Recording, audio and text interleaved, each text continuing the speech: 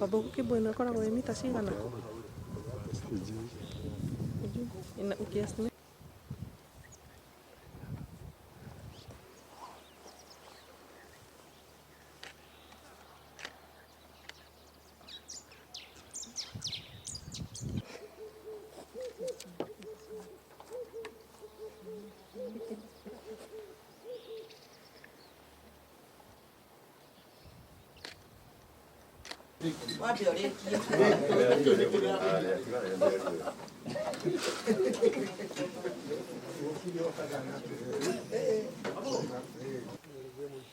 Lagi apa juga oi? Oh ya, kira. Katikati ya mbuga kule. Ati? Katikati. Haya buli bikona kwali ya hizo kahigira moto. Sawa. Sawa? Okay, asante. Simone ndo bora utomake.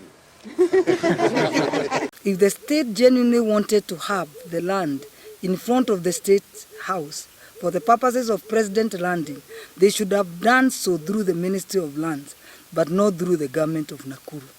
So the big question is, why would the governor be seeking to have the title deed of that land that is a landing bay for the president of next to the state house of the Nakuru? And this land, if you remember, the first president landed there when the land was still owned by the War Memorial Hospital. The second president, Moi, did the same, Kibaki, the Kenyatta. I'm very sure even Ruto, His Excellency, our beloved president, would not want such a disruption just because that we are looking for a land for his purposes of landing. Based on the above grounds and reasons, these are enough for impeachment, and therefore I ask the MCAs to do their job. The shocking news about the War Memorial ownership is that they have genuine documents issued by the Ministry of Land extending the lease for further 50 years. Surprisingly, the staff at the Ministry of Land Registrar were instructed to disown the documents issued by the registrar. Those who did not cooperate were arrested and detained. Just to make things clear to Her Excellency, our Governor, I'm only playing my role as mandated by the residents of Nakuru County and by the Constitution of the Republic of Kenya, and not undermining anybody as she purports. Since Her Excellency Governor Susan Kihika took office, she has been undermining other elected leaders and calling them names in front of the people who elected them. She has been undermining our efforts and especially my oversight role. I thought she would appreciate the senator's role. She was my since she was my predecessor, but instead she's rubbishing my role day in, day out. And I take this opportunity as the senator for Nakuru County to congratulate the court for upholding the rule of law and order Nakuru County Police Boss, Mr. Samuel Danyi, for aiding Nakuru War Memorial Hospital management regain access to the facility after county officers raided the facility and warned the county government against court contempt. I strongly condemn the attack of the hospital by the county government of Nakuru. This shows that we have a governor who is so inhuman and never follows the rule of law and order and never respects the courts, which is an arm of the government. What Nakuru County residents have seen and experienced since Friday 19th January 2024, after the arrest of the directors of the War Memorial hospital to date. It is something that has never been seen anywhere in the world, and we can never forgive our governor. We sincerely sympathize with the patients and their next of kin, doctors, and the workers and the investors. We pray that God gives them endurance and power to overcome. Sadly, a lot of people have died since 28 October 2023, following the disruption of War Memorial Hospital by the county government led by Her Excellency Susan Kihika. Sadly, this morning, the chairman of Mau Narok Sacco in Kenya, Mr. David Kimani, has died following the forceful takeover of the War Memorial Hospital by the Nakuru County government askaris under the instructions of the governor to evacuate all the patients and medical staff from premises. Yesterday, his brother tried to seek access to him at the hospital but was denied access at the gate. This is so inhuman, and may the family fight justice for negligence and death of the chairman.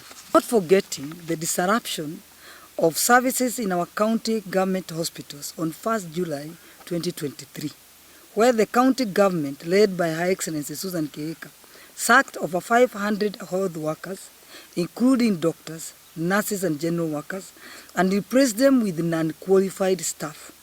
We also experienced a lot of negligence to the patients, and up to date, the situation has not improved.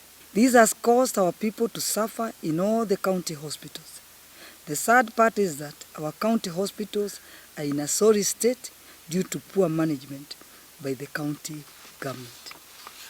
And the examples are the Maimahi Hospital, we know, that was built by the last regime, led by His Excellency Governor Lee. And yeah, I know, I've seen pictures that if you go, grass and whatever are the ones now you can find. So it's not being used. And it had used a lot of millions for the county money. And then come to the Naivasha Hospital just here next, you'll see also it is not even working well. Go to Nagilgil, the same. Everywhere, Urunguruoni, Molo, Njoro, everywhere is like that. And even to make the matters worse, we have the PGH annex, a well-established but a poor-performing facility located right next to War Memorial Hospital. And instead of the governor implementing any serious plans she may have for the War Memorial facility, if there is any genuineness and seriousness for work, she goes on to close War Memorial Hospital, the only hospital which means international standards, equivalent to the Nairobi Hospital and the Arakan Hospital. Instead of supporting local investors and focusing on attracting more health investors from the private sector, she's ordering the arrest of the War Memorial Hospital investors on false allegations, creating an enabling environment to do business in our county. This has created no confidence for investors in our country. As the Senate of the Republic of Kenya, we urge agencies like EACC, the Controller of Budget, and the Office of the Auditor General to be extremely vigilant to take necessary actions against corruption in the devolved units. Meanwhile, I will continue to perform my oversight role with zeal and passion, without fear or favor, because I have the mandate of the great people of Nakuru County.